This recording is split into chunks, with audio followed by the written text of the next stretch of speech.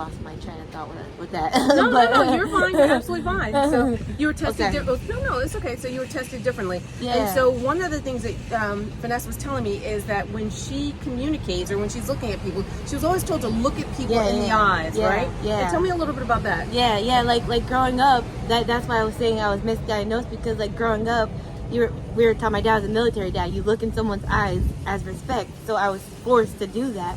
So now growing up, like people don't really believe that I'm autistic because I look like I'm looking in your eyes, but I'm really not. I look at your lips or your between right here or whatever I have to do to not feel disrespectful, you know what I'm saying, like that. Or the fact I can talk. People will be like, oh, you're autistic, you can talk. I'm like, yeah, I can talk because my mom talks, or I was taught like you have to talk. Like I would be mute if I could, but I was forced to like But talk. you're forced to talk, right? Yeah, right. I would always not talk. I would be shy. And like when I was 4, my doctor said she has autism, but like I said, in the 90s they didn't have testing like that, so my parents never pursued it. So, but now growing up, they know about it, and they're like, oh yeah, you're definitely autistic. And like my fiance, he's like, oh yeah, we definitely see everything. So Wow. yeah. So now that there's like information, and I do a lot of research. I actually have my master's degree.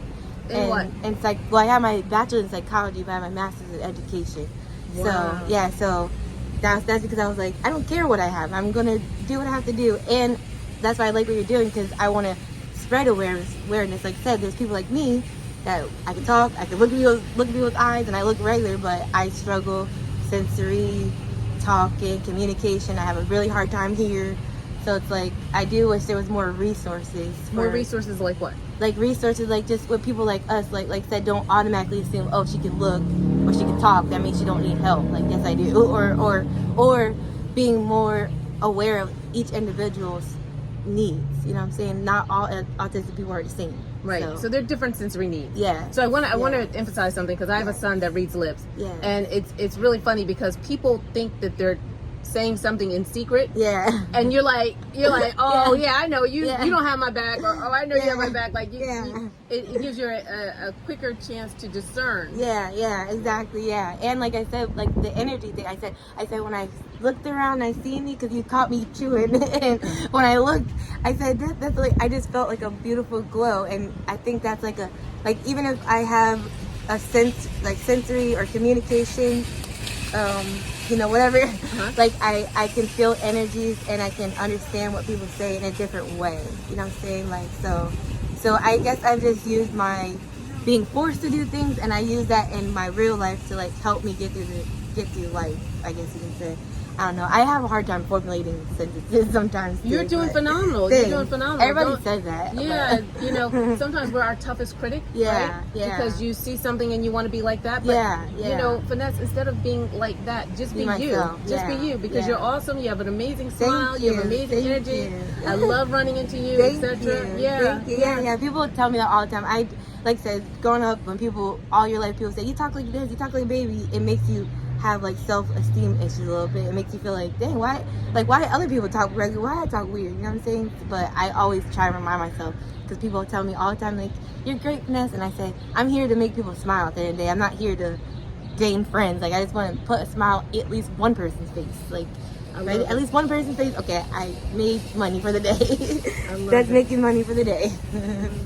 Yeah. So when you're thinking about putting a smile on people's face, that your charm is what gets them. Yeah. Your charm is what excites them. Yeah. So it's your uniqueness. Yeah. So there will always be people, no matter where you go, no matter what you do, there will always be people to criticize you and find fault in you. Right? Yes, that's true. And that's because sometimes people don't feel good about themselves. Yes. So in order to feel better about themselves, they have to belittle you to lift themselves up. Yeah, that's true. But in that process, when all this is going on, just remember that you are the person that makes people smile. Yeah. You're the person that's a magnet when when people come into Harris Teeters. So I thank you for what you're doing. Because you never know. You never know what somebody's going through that day. Yeah. And they see your smile. Yeah. And it gives them hope, and it gives them a chance to move forward. And that's why I do it, because I'm always going through something. So I'm like, if I would need that, I'm like, I know other people would need that. I'm like, I don't care if I'm, like today I was really tired, but I'm like, I don't care if I'm tired. I know people might need that one little second, and that might change their whole course of their day. And that happens all the time. Like, I might say one thing to a person, and they they might start crying because I might just say you're beautiful or something, and I really mean it. It's not like trying to butter anybody's. But you know what it is? You know what it is?